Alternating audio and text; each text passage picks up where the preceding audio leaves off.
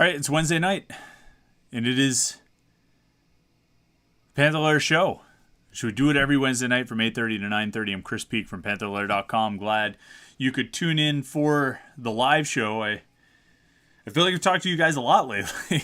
It's kind of funny. We started this week. Hopefully you've seen it on our YouTube channel, youtube.com/Panther-Lair.com. We started The Morning Pitt, which is a new show, just kind of something we release every morning. The Morning Pitt. It's every morning we get together and just, we don't get together. It's pre-recorded. It's not a live show. But every morning we put it out, and it's just kind of recapping whatever the news is and whatever other topics we have in mind. And I kind of, it came to me because, all summer we did the weekend recap show, the Monday morning show. We tape a video, release it Monday morning, and just kind of bring you up to speed on everything that happened over the weekend. And as we got to the end of the summer, I started thinking about it, and I thought, what if we did this every day?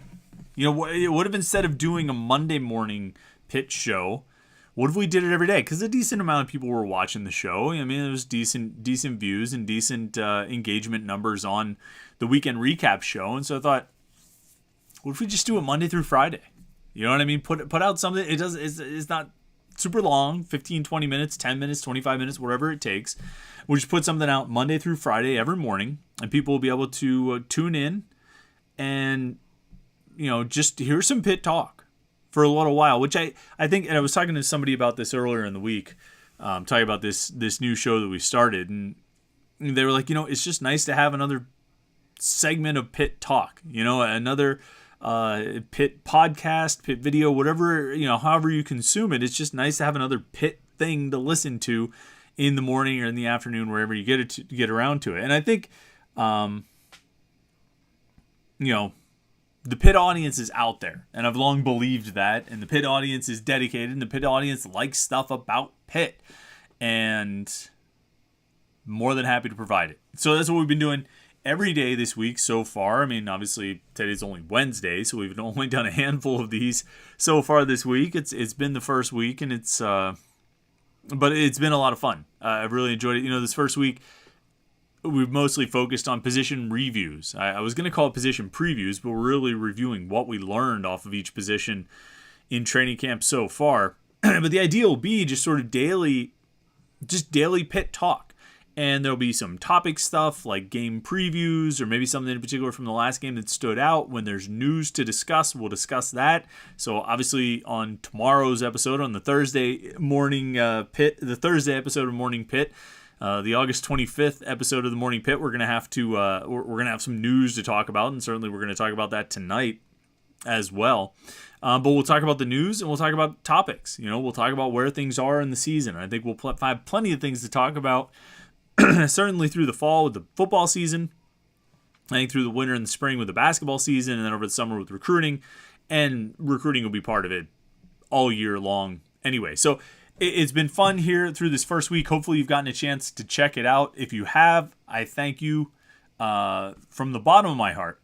And make sure while you're watching those videos, like the videos and subscribe to the YouTube channel. Do that right now too. Like this video. Subscribe to the YouTube channel. That's big for us. We very much appreciate it. And while we've been doing this sort of Monday through Friday morning show, we release something new every week. We still have this show. We have this Wednesday night live show that we're still doing. This thing's not going anywhere. This is too much fun. We're not giving this up. And you know what the deal is here, the Panther-Lair Show, where I talk for a little bit. You guys post your in the chat screen there, put your comments, your questions, and react and respond to your comments, answer your questions. And we have a little back and forth. We have a little conversation. And if, the Morning Pitt, those daily shows that we release is kind of a, update show. This is more of a talk show. And I think there's plenty of audience and plenty of desire and plenty of plenty of a void out there for both things. And so hopefully you're enjoying it all and consuming it all, and we appreciate it very much. Of course, the website, Panther-Lair.com, Panther-Lair.com, Pittsburgh.rivals.com, the most comprehensive source of Pitt sports news on the internet, football, basketball, and recruiting. You find it all at Panther-Lair.com. And, of course, message boards, where you can interact with hundreds and thousands of your closest Pitt fan friends. I would say what we do, we produce a lot of content at Panther-Lair.com. Articles, videos, interviews, analysis, photo slideshows, all this different stuff, and, recruiting updates, team updates, game previews, all this stuff. And we produce the content on Panther-Lair.com. You consume the content, and then you go to the message boards to talk about it. If you're a Pitt fan, you like to talk to other Pitt fans about Pitt sports.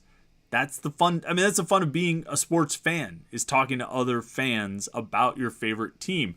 And that's what we give you an opportunity to do 24 hours a day, 7 days a week at Panther-Lair.com. Interact with other Pitt fans on the message boards. Panther-Lair.com. That's the website right there. Type that. You see all the letters kind of going across your screen. Just type that into the website, into the address bar in your internet browser, and go check out the site.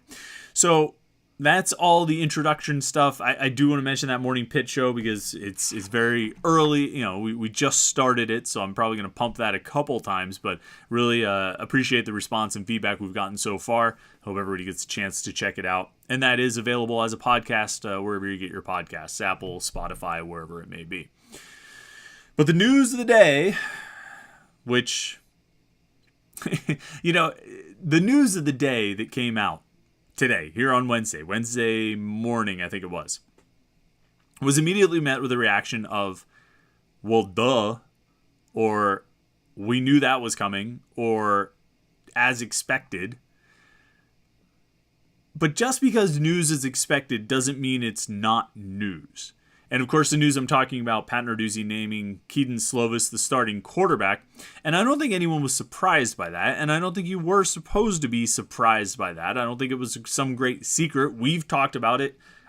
Since the time Kedon Slovis committed to Pitt as a transfer from USC, I talked about it on this show. I wrote about it on Panther-Lair.com. I never wavered from my thought that Kedon Slovis was going to be Pitt's starting quarterback in 2022. I don't think anyone really ever wavered from that thought. I think most people realized that's what was going to happen. And on the Monday morning show, which I still called the weekend recap, we hadn't rebranded as the morning Pitt yet. But on the Monday morning show, I said, is Pitt going to name a starting quarterback this week? And I said I thought it was going to happen. Now, at that time, I thought it would happen on either Monday, Tuesday, or Thursday, because those were the scheduled media availabilities for Pat Narduzzi. Those were the three scheduled times this week that Pat Narduzzi was going to talk to the media. I said Monday, Tuesday, or Thursday. Well, they canceled the Tuesday media availability because they changed the practice schedule and ended up practicing at night. And then they rescheduled, or not rescheduled, but added a new media availability for Wednesday, for today, which once that happened, I thought, they're not doing this just to make up for skipping on Tuesday. I'm thinking this is probably going to be a quarterback announcement. That was my prediction. That was my guess, at least. I shouldn't say prediction. That was my guess. And that's what ended up happening. Pat Narduzzi announced it in the press conference room with lots of cameras there and much to do, and made a big show of it. So I was right that they were going to do it this week. I didn't exactly get the days right because they ended up announcing it on a day when they didn't have any scheduled media availability. But a lot of the reaction was, that's no surprise. And you're right. It's not a surprise. If you've been paying attention, if you've been following not just our reporting at Panther-Lair.com, but all the reporting. The guys at the Post-Gazette, Jerry DePaula at the Trib, anybody who's been covering practice, the expectation has been Kedon Slovis. And that's based on what we've seen. That's based on what we've heard. That's based on what coaches and people around the program have said. The expectation was Kedon Slovis. He was the best quarterback for this team. And the thing I keep coming back to about Kedon Slovis, and I said this a lot last week. I did a bunch of radio hits last week. Different radio interviews in different places. Not in Pittsburgh, but Tennessee, West Virginia. There was an ESPN Twitter Spaces. It was part of that. And the thing I kept saying when people would ask me about Kedon Slovis, I said, look, this is a unique situation because while we don't know what he's going to be, there's a wide range of outcomes for what Kedon Slovis might do in 2022 as Pitt's starting quarterback. There's a wide range of outcomes, but there is some evidence of performance. You know what I mean? There is some history with Kedon Slovis that indicates that he's not just a bum. He's not a transfer who came in who never played before, which could go either way. You could get Max Brown, who I still maintain was rounding into form when he got hurt in that Syracuse game in 2017, but he wasn't great though. Or you might get Nathan Peterman, who actually, by the time he got to Pitt when he was a redshirt junior, he actually played pretty well for 2 seasons. You get a mixed bag with the guys who have not played. Obviously a freshman, you don't know what you're going to get in that situation.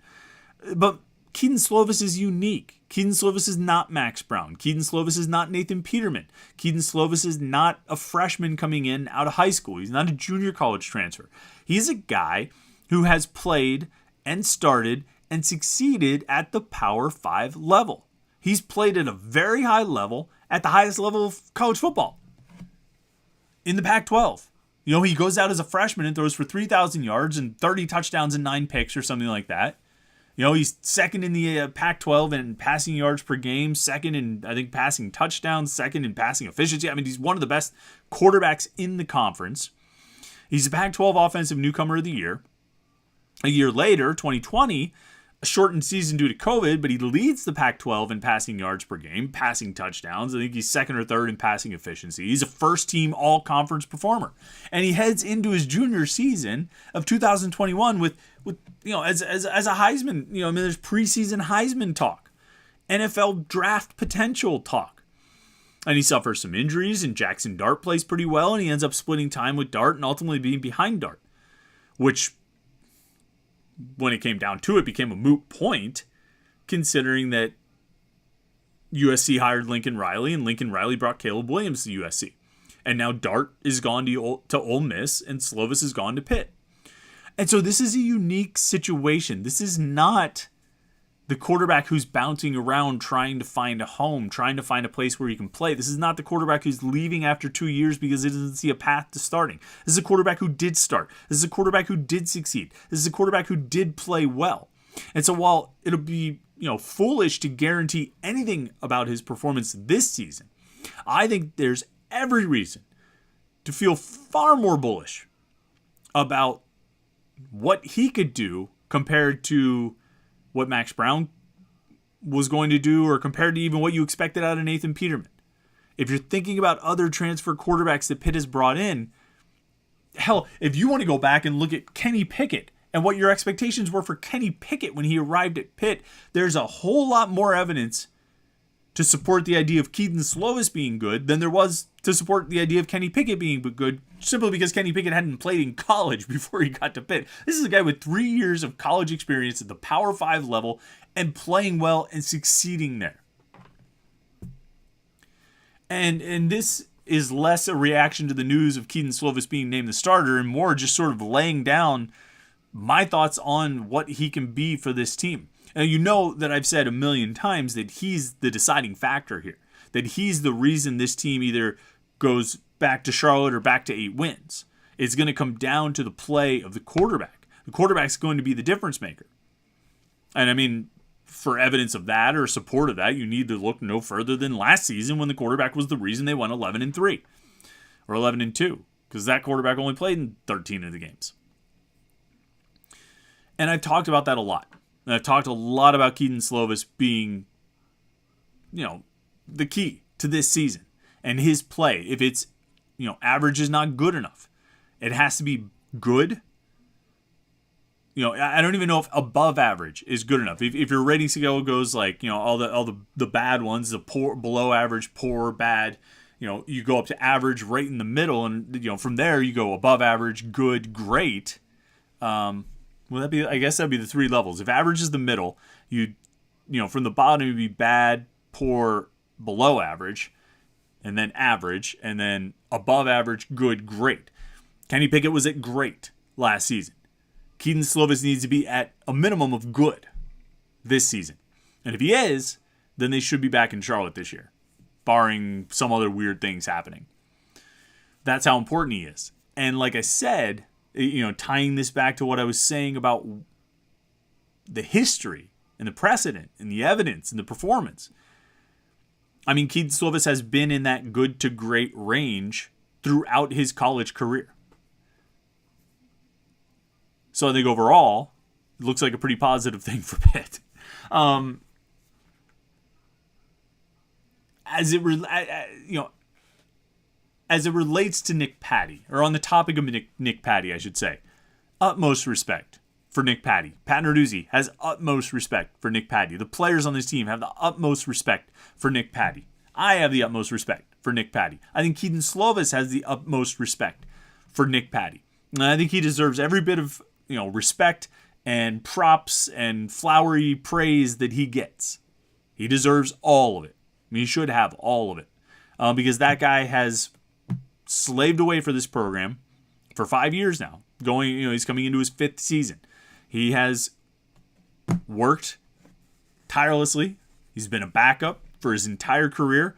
And his opportunity finally comes. He finally gets out of the shadow of the guy who stayed here for 5 years as the starting quarterback. Finally gets an opportunity to get out of the shadow, and they bring in a transfer who starts ahead of him. Nick Patti could have left before spring camp, could have transferred after spring camp.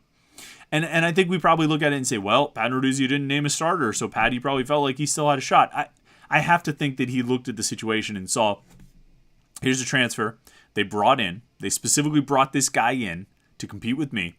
This guy has played a lot more than me. This guy has succeeded a lot more than me. And I'm watching him in practice, and while I have the utmost confidence in my abilities, this guy throws the ball better than me. Yeah, and I think Nick Patti probably is mature enough to respect that. I think he probably knows there's some things he likely does better than Kedon Slovis. He's probably a little more mobile than Kedon Slovis.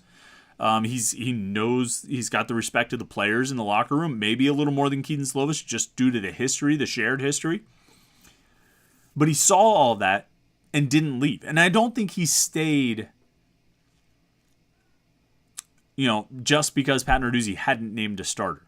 I don't think he was, getting the wool pulled over his eyes into the idea of a quarterback competition. I think if he had outplayed Slovis, Patti would have been named the starter. I genuinely believe that. I think the coaches will go with the guy who plays the best. And it just so happens Slovis practiced the best and had the best scrimmages and was the best option. But mad respect to Nick Patti for saying, I'm still here. I'm with Pitt. And he might not make that the same decision next year, and I wouldn't fault him if he decides to leave. I do believe that if Nick Patti is called upon, he will do what he has done basically every time he's been called upon during his career at Pitt, and he'll deliver. Whether it was the 2019 game against UCF when he made a couple big plays, and I think threw a touchdown pass to like Dontavius Butler-Jenkins, or maybe Butler-Jenkins had a third down or something, but I mean, he threw a touchdown pass in a game that was obviously one of Pat Narduzzi's signature wins. He started and eked out a win over Delaware a week later. He obviously in 2020 had the Florida State touchdowns. I think we rushed for 2 goal line scores in that game. You fast forward to the Peach Bowl, and never mind how that first drive went when they were pinned back on terrible field position due to a fluky kickoff. He led them down the field for a touchdown on the second drive. And unfortunately busted his shoulder in the process. I'm firmly in the camp that if Nick Patti, and you've heard me say this before, that if Patti plays the entire Peach Bowl, they win the Peach Bowl. But he didn't, and they didn't. So I have a lot of respect for Nick Patti. I do believe he can operate this offense. I believe he can run this offense. I believe if they need him to come in, he can come in and play well and perform and probably lead this team to success. I think Kedon Slovis has more tools. I think Kedon Slovis is the better overall quarterback. He's the better thrower, better overall option.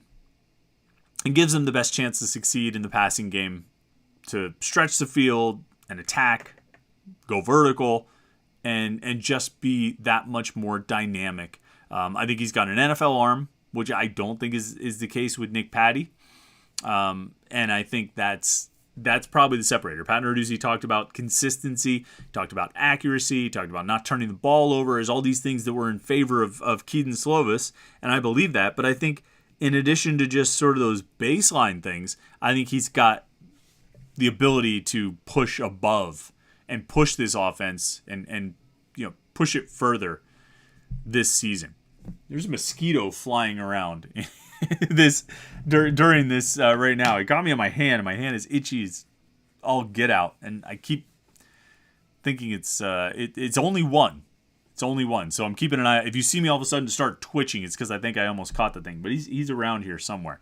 So we'll watch out for that. But comments and questions here in the live stream. Already got some super chatters jumping in. Really appreciate it.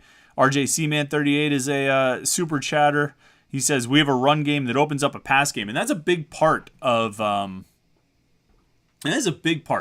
And we'll start right off with that comment. I mean, that's a big part of the offense this year. I don't think it's going to be like 70-30 run to pass. I don't think it's going to be 60-40 run to pass. 55-45 would make sense to me. I'm okay with them running more than they throw. As long as, and I think Frank Cignetti's smart enough to do this, they're able to use the run to set up the pass. And I mean, obviously, play action is the most obvious example of that. But establishing a running game, I think, is a great idea because they've got some really good running backs who I think can make things happen. But you still have to understand it. I think Frank Cignetti gets this, and I think Pat Narduzzi understands this. Quite frankly, after last season, maybe even after the last few seasons, establishing the run is a great idea. You still need to be able to attack through the air in order to score, at the rate that you need to score to win in the ACC and, quite frankly, to win in college football. I mean, we talk about the ACC being a high-scoring conference, and I think there's some truth to that. But at the same time, I mean, in college football, you've got to be able to score. You have to be able to regularly go out there and top 35 points, on the reg. And you need to be able, you need to have a baseline of 35 points, and you need to be able, you need to know that you can get into the 40s when you need to get into the 40s. You know what I mean? Like, ideally, for this team, they'd win every game, 35-14, 38-10, 38-14, 38-17 even. I think that would be sort of the perfect setup for this team. They score 5 offensive touchdowns, and their defense holds the other team under 20. That's an ideal Pat Narduzzi game.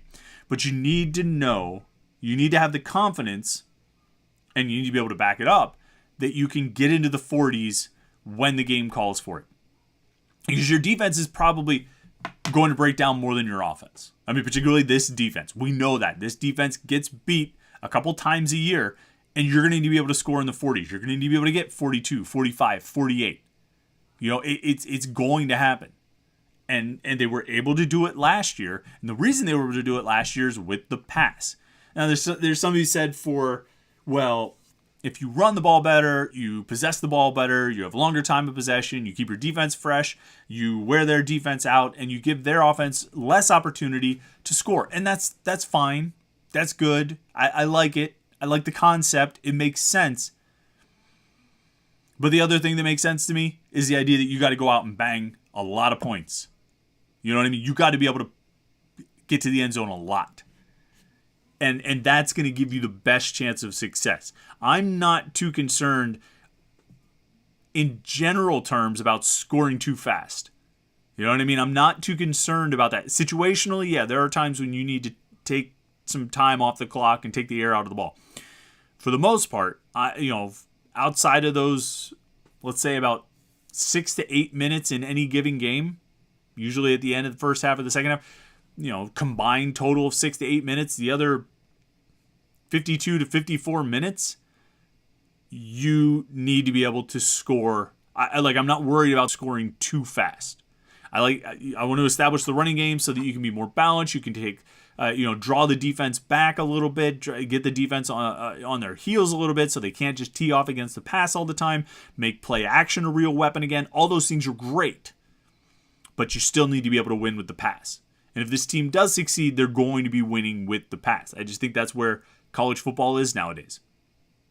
I'm not saying you can't win with the run, but I think if you're Pitt, particularly with the weapons they have, they need to win with the pass.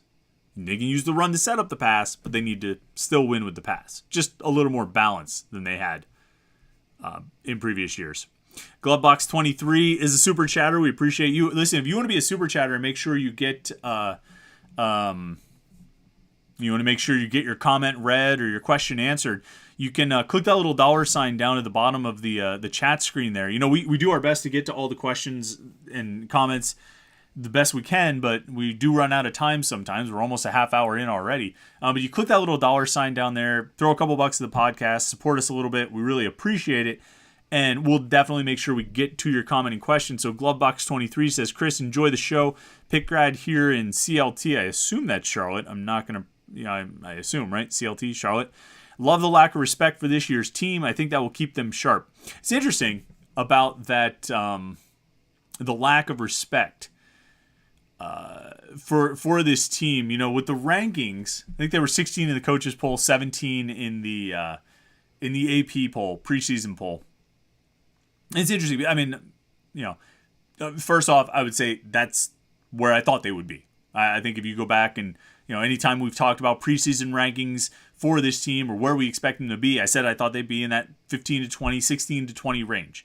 I said 17 would make sense to me, so probably 18 is where they'll end up. That was my official prediction on the AP preseason poll, but I thought they'd be in that top 20 and in that 16 to 20 range. That made sense to me. But I didn't really know where the AP voters would pick them. I think there's a feeling that the voters would look at it and say, okay, here's a team. They did win 11 games last year. They won the ACC. Great, but they lost their Heisman Trophy finalist quarterback and they lost their Biletnikoff Award winner wide receiver. They're inevitably going to fall back. And I think, and there was a sentiment, and I kind of understand it, that AP voters across the country are not going to look at it, not going to research deeply enough, not going to look too closely at this Pitt team to see beyond what they lost, and notice what they bring back. The returning players they have on both sides of the line of scrimmage, the returning players they have in the backfield, the returning players they have in the secondary, and what they brought in to replace that Heisman Trophy finalist quarterback, and what they brought in to replace that Biletnikoff Award winner at wide receiver.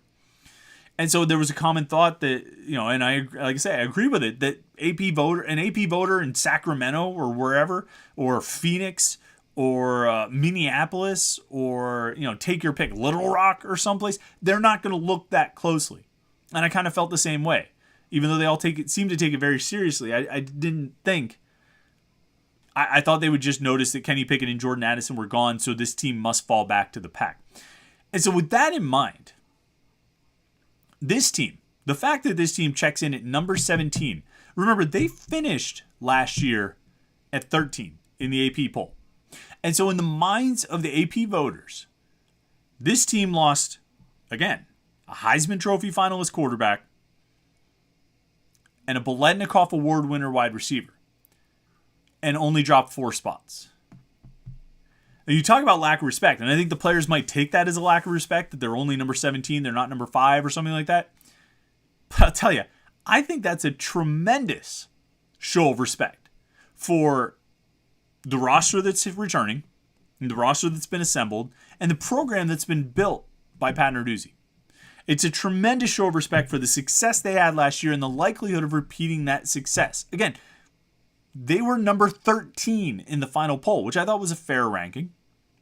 They only dropped 4 spots. And it doesn't count as dropping, but if you do want to think of it as roughly the same group of voters that picked them put them 13th at the conclusion of the season, now sees them being only 4 spots worse preseason, despite those personnel losses. Now, I do think the players will take it as an insult. Solomon DeShields said he thought they should have been number 1. John Morgan says he thinks they're going to go undefeated. That's great. The players should take it personal. They should, take it as a lack of respect, use it as motivation, whatever gets you through the night. I look at it and I say, that's a pretty good show of respect, actually, relative to where Pitt was in the voters' mind at the conclusion of their best season in 40 years. To only put them 4 spots worse coming into this season, despite those losses, it's pretty good. I think it is a show of respect. Super chatter here, Hog Muncher says, if this team only wins 6 to 8 games, what does that look like? I definitely don't want to see it, but if I know one thing, it's Pitt will break my heart. You can't. All right, so listen. You can't say that anymore. You can't say Pitt will always let me down. Pitt will break my heart. This was the best part. This is the best part, and it's the best part of the ACC championship game. Okay? And it's why when I sat down here after the ACC championship game and I did the live show, we had a great live show that night. It was a lot of fun. And the first thing I talked about, because you guys know, I'm going to do this sort of not preamble, but sort of opening monologue, I guess if you want to call it, 15, 20-minute monologue. Sometimes longer, sometimes shorter. And I'm sitting there, and, when you do a live show after a game, you got a couple minutes. You don't have long. I'm trying to get photos ready to put them in that slideshow over there. I need something updated. I want photos from the show. I want to make sure we have good headlines to display up in the corner. I want to make sure this all looks right. So I'm doing all this. I'm resizing the photos. I'm scrambling to get this slideshow in. I'm listening to Pat Narduzzi's post-game press conference. I'm here in Pittsburgh. I watched the game on TV, and then I came over and got the live stream ready to go. I'm listening to Pat Narduzzi's post-game press conference on Zoom, trying to catch up on that, trying to get the slideshow set up, doing all these things to try and get going as soon as possible. I mean, you don't want to waste too much time between the end of the game and the start of the post-game show. And as I'm doing all these things, I'm also trying to think, like, okay, this was the biggest game you've ever seen, in your time covering Pitt. You know what I mean? This is one of their biggest wins in the last 40 years. This is a monumental occasion. This is an incredible night that Pitt fans are not going to forget. And they're probably not going to remember your stupid little post-game show, but you gotta grasp the moment. You have to seize the moment here. And you have to come out of the gates with something big, with one big thing from this game. And what's it going to be? Is it going to be the fake slide? Is it going to be the interceptions? Is it going to be the way the defense turned around after the first quarter? Is it going to be, Eric Hallett? Is it going to be A.J. Woods? Is it going to be Kalijah Cansey? Is it going to be Sam Hartman crumbling? What is it going to be? And there's not a lot of time to make this decision, let alone prep like a whole monologue or something like that. I pretty much have to pick a topic, think about it for a little bit, and then just go, right? And that's in that kind of a situation. And I'm thinking, I'm like, what is it? And I think I sat back in this chair and I'm, I got the slideshow loaded and I'm looking at Twitter, seeing what people are saying. And it hit me. And I think I probably still had the TV on and post-game celebration and stuff. And I'm watching it and it hit me. It's the fans. The fans who have sat through so much since 1981. Sat through so much. So many would-be promising seasons that fell apart. So many unbelievably gut-wrenching losses. Either of the disaster variety like Youngstown State or the how the heck did they find a way to lose that game like that, bowl game against Houston. So many seasons that on paper would seem like they were great, but were just marred by the lost opportunity, like 2009. These seasons that I covered, seasons where, you have these monumental wins, some of the great wins in Pitt history, like beating West Virginia in 2007 or upsetting Miami at the end of the 2017 season, only really just to be reminded of the fact that those were 5-7 teams. They won 5 friggin' games those years, and we celebrate them. Those are some of the best wins in Pitt history, but they were wasted on terrible seasons. Pitt fans sat through so much and went through so much, and every silver lining had a touch of gray. There always was. And it kind of hit me in that moment. And as I started the post-game show and started the live stream, it really kind of came to me of, no one can take this away from you. There's no, on this night, there's no what if or oh yeah but or anything like that. Sure, you can say, oh, well, if they didn't lose to Western Michigan, they'd be in the playoffs. Man, you won the ACC championship. You did it. And it wasn't particularly close for the final 3 quarters. That was a night. I always think about, when you watch the Super Bowl, when you watch the Stanley Cup playoffs, when you watch any championship, and that final horn sounds or the final inning ends, and the champions are celebrating, I was always struck by this. You look at these guys, and it's almost like you could see it in their eyes and in their minds of, I don't have to stand here and talk about we've got to get back to work. we've got to get ready for the next one. This is nice, but we want to be 1-0 next week. There's none of that. It's the finish line. And they got to the finish line accomplishing conceivably the most that they could accomplish. And with that night, Pitt fans, in my opinion, lost the right to say, they always let us down. Pitt always lets me down. Pitt always disappoints. Pitt always falls apart in the big spots. Pitt always misses when they have an opportunity to capitalize. It was gone. At least for a little while, it was gone. Because for that one glorious night, they rose to the occasion. They met the moment and seized it. And they won. They crossed the finish line as champions. And there was nothing that really could be taken away from that. There were no yeah buts or anything like that.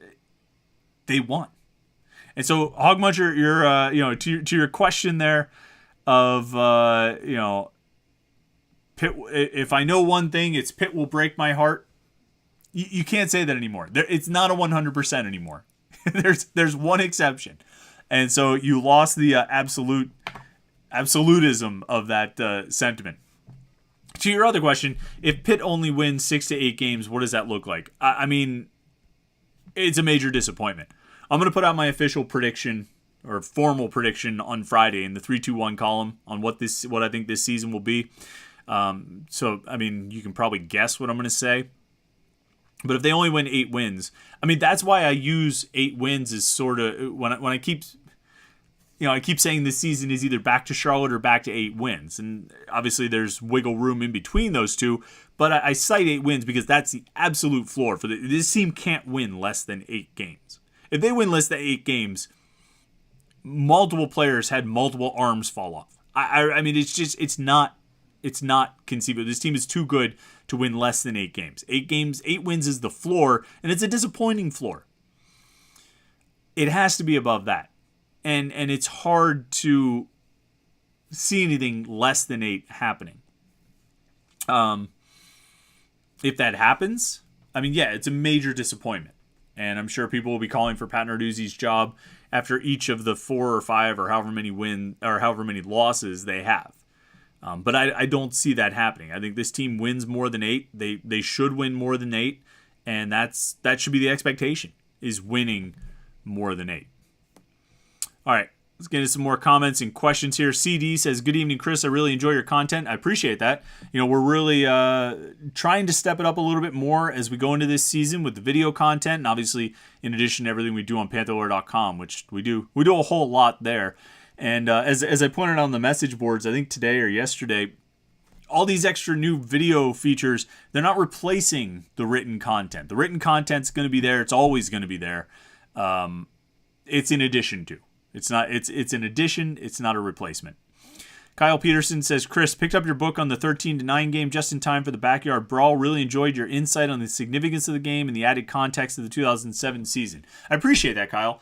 If you don't know what Kyle's talking about, I wrote a book 5 years ago on the 10-year anniversary of the 13-9 game. The book is called 13-9. It's on Amazon. You can get it in paperback version. You can actually go to...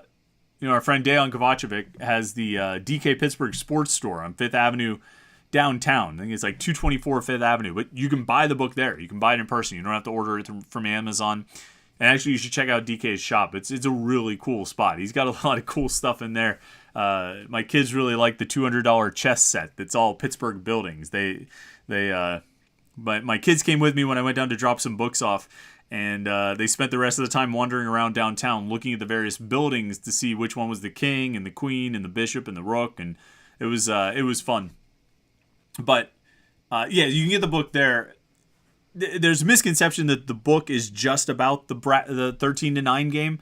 13-9 is the title, but it's really about that season.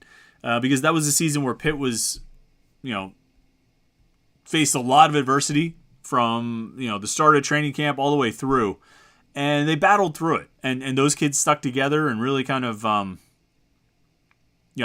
think they deserve respect for what they did that season, not just that game. It was respectable, even though it was a 5-7 season. But I appreciate you checking it out, Kyle.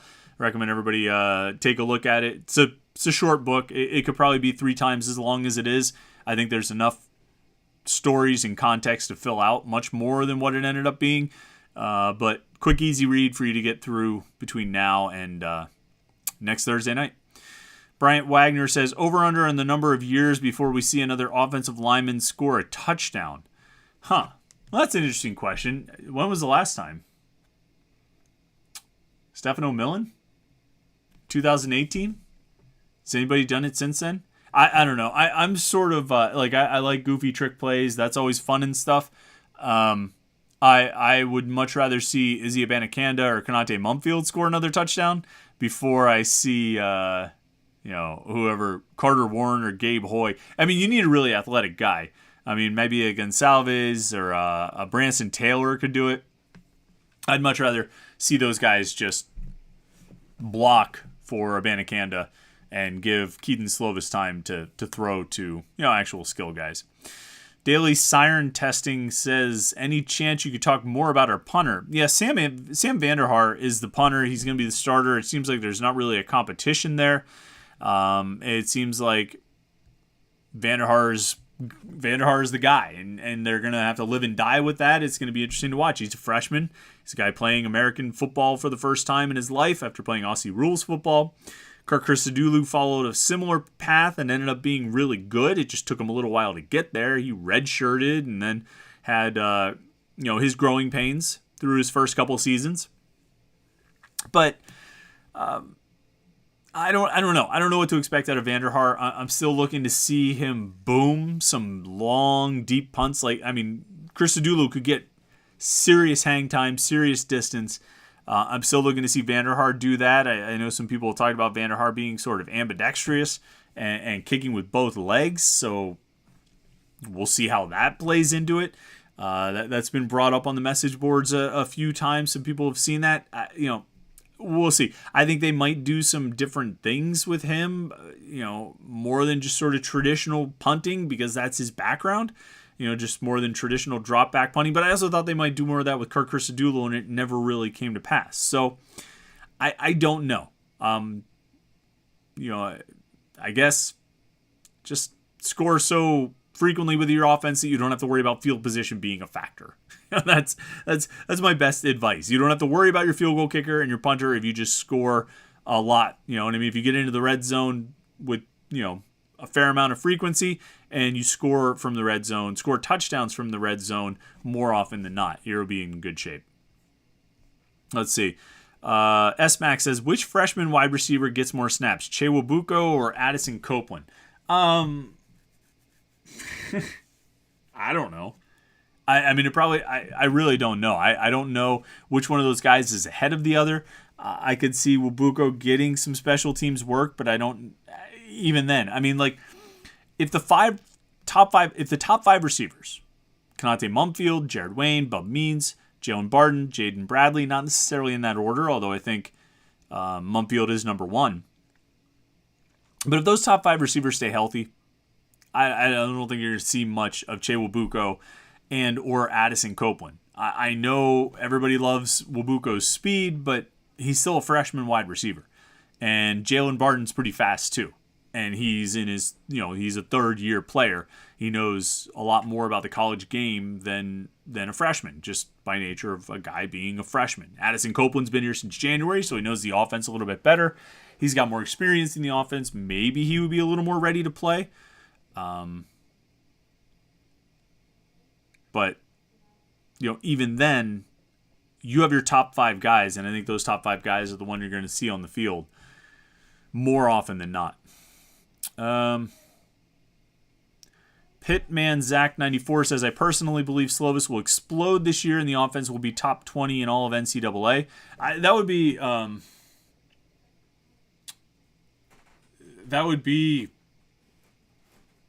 an ideal outcome, is the best I can say. I don't know what to expect there. I think he's got the weapons to do it. I think he's got the offensive line to do it. It's just going to come down to him doing it. The Panther Room says, I talked to a few USC fans. They said JT Daniels is miles ahead of Slovis. What is your opinion? I find it hard to believe. Now let me just double check here. 2019 USC Trojans football roster. Hold on, I'm bringing up the internet here. Let's see. Let's get the statistics. Where are the passing stats here? Bring up the 2019 USC statistics. Passing stats. Kedon Slovis, 3,502 yards, 30 touchdowns, 9 interceptions. JT Daniels, 215 yards, 1 touchdown, 1 interception. JT Daniels was a second-year player at USC at that point. And that was the first of his 3 schools. He has, in total, attempted 610 passes, completed 63.8% of his passes for 4,800 yards, 32 touchdowns, and 16 interceptions. I don't think there's one stat there that's better for Daniels than Slovis. He's thrown fewer interceptions. He's thrown, 16, and Slovis has thrown 24. But Slovis has also attempted 953 passes. Daniels has attempted 610. There's no statistical indication, there's no stat that says JT Daniels is better than Kedon Slovis. And when they were on the same team, Kedon Slovis played ahead of JT Daniels. I mean, Panther Room, you can ask your USC friends, but did JT Daniels transfer out of USC because of Kedon Slovis? But if that's what your USC friends... I feel like in a USC versus Pitt battle, the USC fans should not be the ones who are aggrieved. They should not be the ones who are the victims here, the ones who have something to prove. Because I'm pretty sure they are on the side of the team that tampered and, let's not go down that path. Let's see here. Glovebox23 says, what type of passing game will it be? Downfield, quick hitter, mix? Yeah, it'll be a mix. It'll be a mix of all that. I mean, I think Frank Cignetti calls a versatile offense. I mean, you can look. We always use 2009 as the reference point, but Dion Lewis goes for 1,700 yards. Doran Dickerson catches like 8 or 10 touchdown passes to be an All-American tight end, and Jonathan Baldwin has 1,000 receiving yards and 8 touchdowns himself. Frank Cignetti's offense excels at getting the ball to the playmakers. Running back, wide receiver, tight end, whoever it is, the best playmakers will get the ball, and they'll get it in a variety of ways. Doran Dickerson, you already scored like 3 touchdowns against Buffalo on like wheel routes. Frank Cignetti will find ways to get good matchups, find ways to get the ball to his playmakers. And his playmakers this year are Izzy Abanikanda, Konate Mumpfield, Bub Means, Jalen Barden, Gavin Bartholomew, and anybody else who emerges. Those are the explosive playmakers. Those are the guys who can really make something happen. Those like 5 guys, which I think is more than Cignetti had the first time he was here. He had 3, and Doran Dickerson, Dion Lewis, and Jonathan Baldwin. He had other players. He had good players, but those were the 3 main playmakers, and I think this team has as many as 5, because I think Jalen Barden's going to have a big year too. And so it's not just going to be a downfield offense. It's not just going to be a quick hitter offense. It's going to be all those things. And it's going to use play action to set up a lot of what they do in the passing game. Matt Durney says, Chris, you were high on Khalil Anderson when he got to Pitt. How big of a role will he have in the secondary this year, in your opinion? Will he have a big impact? Khalil Anderson, I think there's a lot of optimism about Khalil Anderson. I think the coaches are still really high on Khalil Anderson. He moved to safety, so he's been learning that safety position this offseason. And at safety right now, they've got Brandon Hill and Eric Hallett with Judson Tallender and probably P.J. O'Brien behind them. I think next year, I assume Hallett and Hill will both be gone to the NFL. And at that point is when you'll really see a battle that involves Khalil Anderson getting playing time at either one of the safety positions. I think he could play both. And that's when I think you'll see him really in the mix there. I don't know if you'll see him as much this season, just because there's a lot of depth at safety, like there's a lot of depth at a lot of positions. Nathan Falchetti says, who do you see returning punts to start the year? That's a good question. I don't know. You know, they had Jalen Barden back there for a while last year and went to Jordan Addison. Maybe Kanate Mumfield steps into that role. Maybe Barden comes back into that role. I think there's a number of guys who could potentially do it. I don't know if there's a clear option. I honestly, in the punt return game, this is just me. In the punt return game, the number one thing, and actually coaches would say this too, the number one thing that has to happen is the ball has to be caught. You have to catch the ball. And so I need a guy back there who's going to catch the ball. Period, point blank. I don't care if every single play is a fair catch. And you don't return any of them. The ball has to be caught. I'd much rather take my chances with the offense just on a fair catch every play, every punt, and giving my offense the ball wherever that is, rather than the risk of a fumble. It's just too dangerous in punting situations. Kickoffs, all right, let's talk about who we could put back there on kickoffs. Maybe Izzy Abanikanda goes back there again. Maybe Vincent Davis is back there. Maybe a Mumfield or a Jalen Barden, one of those guys. Mix it up, find your good options, guys who can break plays there. Punts, just catch it. Just catch it. Let's see.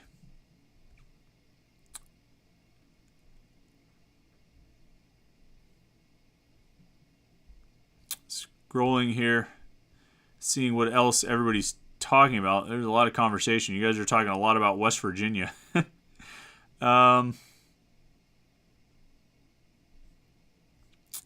Lost my place of where we were in the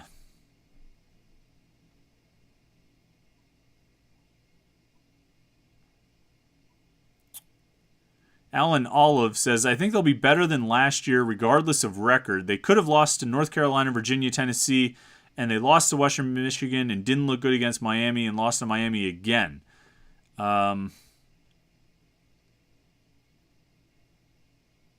Yeah, I mean, that's true. I mean, there were obviously there were close games last year, but I can't play that game. I have a hard time with that either way. Boy, look how close they were.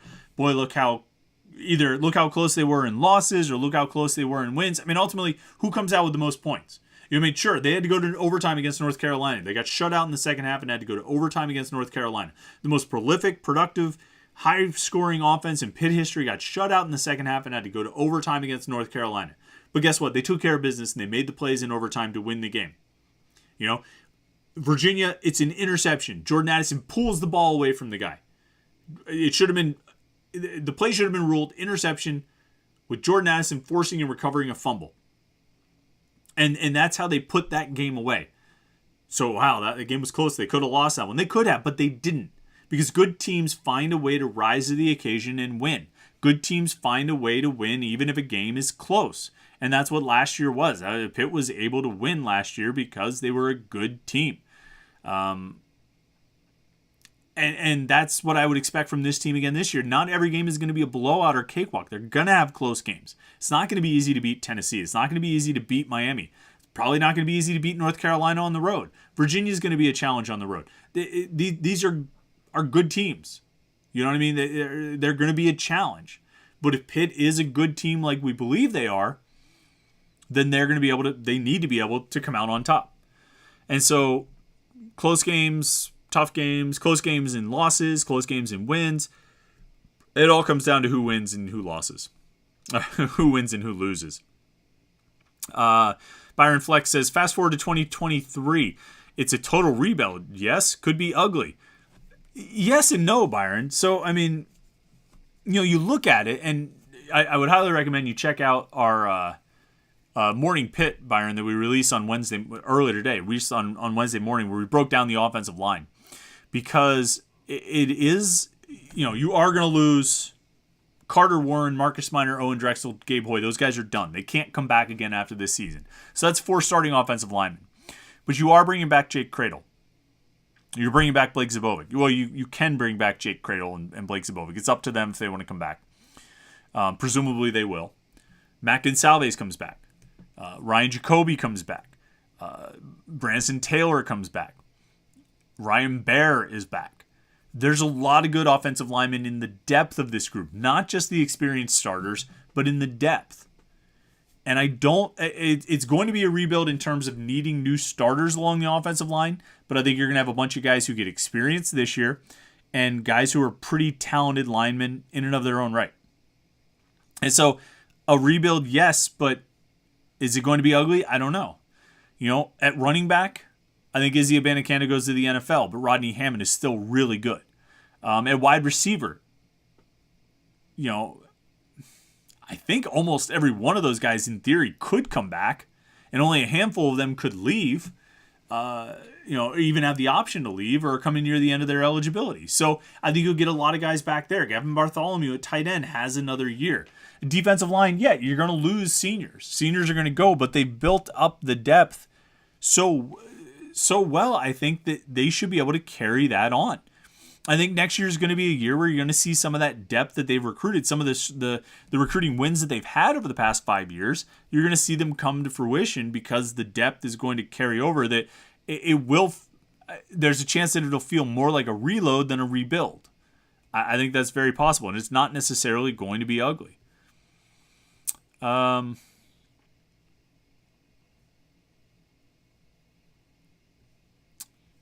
Scrolling down here.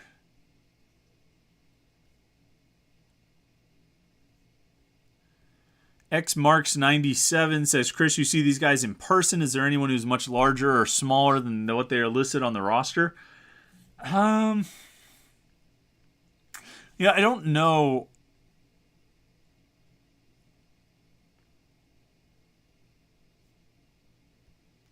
I don't know. I don't know what their listed heights and weights are. So I can't necessarily compare it to that. I mean, what I can say is I walk around these players. I mean, I've talked about Bengali Kamara and Solomon DeShields a lot. I mean, these guys are built like NFL players. I don't know what they're listed at, but they look the part. They're impressive to see. Bub Means is a big guy. He's impressive to see. Gavin Bartholomew is built like J.P. Holtz, who was really impressive to see. Some of these offensive linemen, I mean, Marcus Meyer is a grown man. I mean, he is a grown man.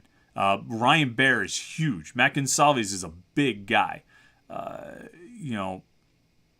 DBs, I think a lot of the younger DBs are really have like impressive size. Rylan Gandy is well put together. Javonte Royal is well put together. We've seen Rashad Battle on the field a lot. He's a big defensive back.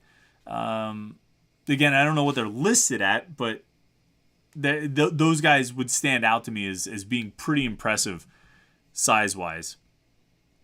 There was one other I wanted to say here. Will says, I will say that if we committed to a running game last year, we definitely beat Western Michigan, and Virginia and North Carolina aren't as close.